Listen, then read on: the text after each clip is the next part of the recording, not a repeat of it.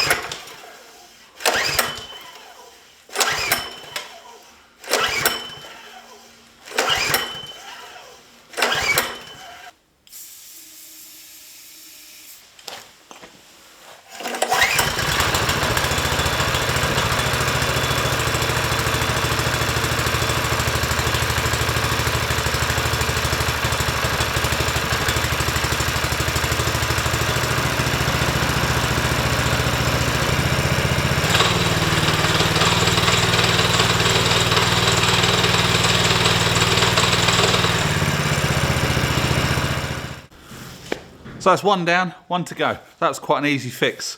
I might not have even needed the start pilot, you know, I'll get the old squirt in the carburetor, because I had the obviously petrol switched on and it wouldn't go. But by the time I took the air filter off, wheeled round there to get the stuff and come back, the petrol might have come through. I should have tried it, but just a little squirt and it fired straight up. And it sounds as sweet as a nut, this engine. I know it's not the genuine Honda, it's a Lonsin, but it's like the Lifans. You either get a good one or you get a bad one. There's no in between. But anyway, that's the whacker plate. We might be using that soon, but well, anyway. On to the Husqvarna. This is a YTH 150 hydrostatic drive. It's not on the pedals, it's on the lever. So you've got a hydrostatic gearbox on the back, which is driven off the engine with a belt. Now, I'll let you into a bit of a secret on these lawnmowers. These are all branded Husqvarna, Sears, Roper, Craftsman, Best Green, but they're all made by AYP, which is American Yard Products. Now when it comes to, if you can fix these yourself, which they are basic, really basic, nothing complicated about them at all. Once you take, to do the drive belt, you take the deck off. The deck is a piece of cake to get off. Get that out of the way, it's easy to see under there. If you've got a lift that you can lift it up, you can see under there. And it's so easy. You've got a drive belt which goes around the front pulley, the rear pulley, and there'll be a couple of idler pulleys somewhere along the line, and you'll have something where you can disengage the drive, which is your brake and your clutch pedal. They're bog standard. So, now, I'm saying this because I used to do a hell of a lot of repairs on these. Obviously being a mechanic, but when I was in France, we set up a gardening business. Now in France, I'm not saying all of them, but there's a lot of English or British expats move over here. Places are cheap. They buy a place with loads of land. Oh yeah, we've got this massive garden. We need a ride-on lawnmower now. So they're off. They toodle to the supermarket where you can pick these up. Normally in the supermarkets, they're Best Green or Craftsman, something like that. You can pick them up for less than £1,000, and they're not up to the job. Really are not up to the job at all. Because they're trying to mow fields. So quite often we'd go in there with a big commercial lawnmower when we had the John Deere. And they'd say, oh, well, our lawnmower, it used to work, but they've absolutely worn it out. So once they found out I was a mechanic, he said, oh, could you have a look at our little lawnmower? Now, one chap, he had a Husqvarna. He was going back to the dealer. He was paying €95 for a drive belt and 75 for a cutter belt. This was just a side eject mower, nothing fancy. So the cutter belt was, it wasn't drastically long or anything. And I couldn't believe it. I nearly fell off my chair. Well, I wasn't sat down at the time. I was walking about. But anyway. So we started off with a Best Green, but we had the commercial engine on our Best Green lawnmower because the earlier ones seemed to be built quite well. The early Briggs & Strattons. Now this Briggs & Stratton is an Intech, 15.5 horsepower. You'll notice with a lot of these Briggs & Stratton engines, some of them have an oil filter and some of them don't have an oil filter. Now, if you've got an oil filter, it's a pressurised oil system. If you don't have the oil filter, it's not pressurised. Oil just sloshes around in the bottom and it just picks it up as and when you can, which is why I've said to... I commented on Sam's video the other week, driving it up slopes, be careful, make sure you've got plenty of oil in it because all the oil sloshes to the back and it can't pick up the oil. This one's not so bad. It's pressure. The oil's under pressure. It's got a filter on it. So that's one thing to look out for. Anyway, AYP. So I got this bloke a pair of belts, and I used to get them for like €28 each, and they were Kevlar reinforced belts. So they were pretty strong, and he couldn't believe it. He said, I've been ripped off all these years. Because these lawnmowers get through belts, especially when these people are like trying to mow fields with them. They're a lawn tractor. Lawn being the operative word. They're not something for cutting foot-long grass. Although people do try it. So yeah, if you've got something like this, check out AYP for parts. They're just generic. And if you go for AYP parts rather than Husqvarna, I think some of the cheaper John Deeres are the same AYP. There'll be a sticker under the seat. I'll just have a quick look.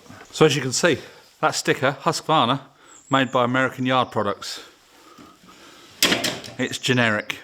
Don't buy parts from a Husqvarna dealer. Get yourselves on eBay or whichever internet site is your choice. Search AYP. There's a good resource actually called Jack's Small Engines, I think. It's in America, but all these mowers got exploded diagrams and it gives you part numbers so you can cross-reference them. And that's my tip of the day. Don't buy main dealer parts. Go for AYP. Look under the seat, there'll be a sticker, tells you who's made it. If it's AYP, you're laughing. Right, let's crack on. We've got the steering to do. So the big job on this, we've got the steering to do. It's going to go in like that. That's going to stick out the bottom. You'll see the old one when we get it off, it's knackered. I've already got all the fuel tank out of it and everything because I stripped it down to find out what was wrong. You can buy replacement pieces to go in here, but I thought, sod it, just buy the complete unit. We'll unbolt the old one, bolt the new one straight in, and we're no messing about.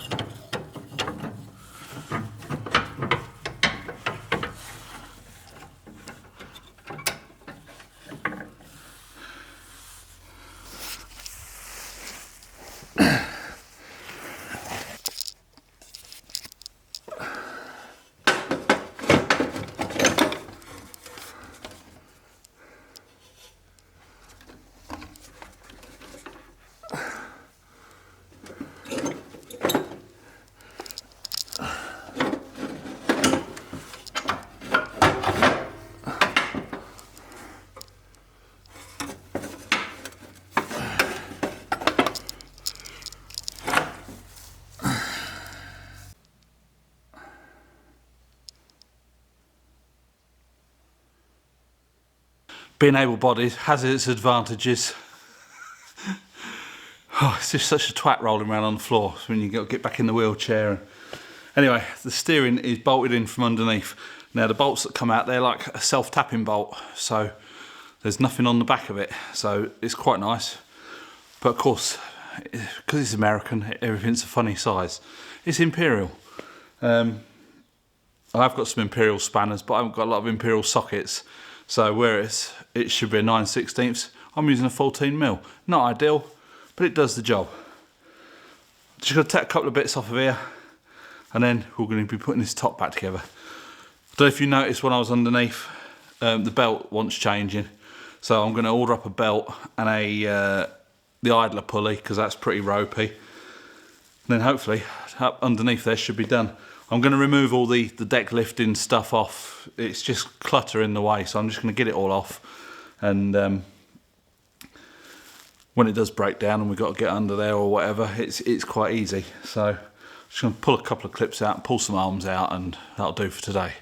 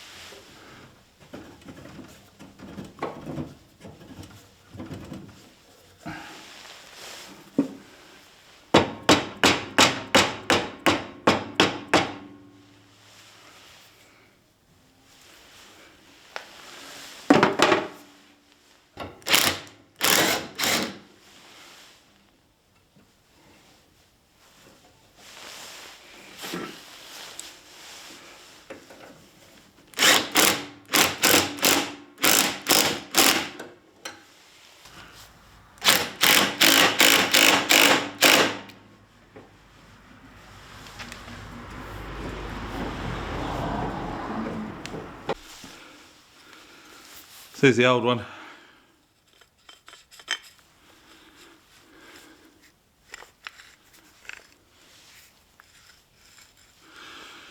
See, the bushes are worn there and down in there.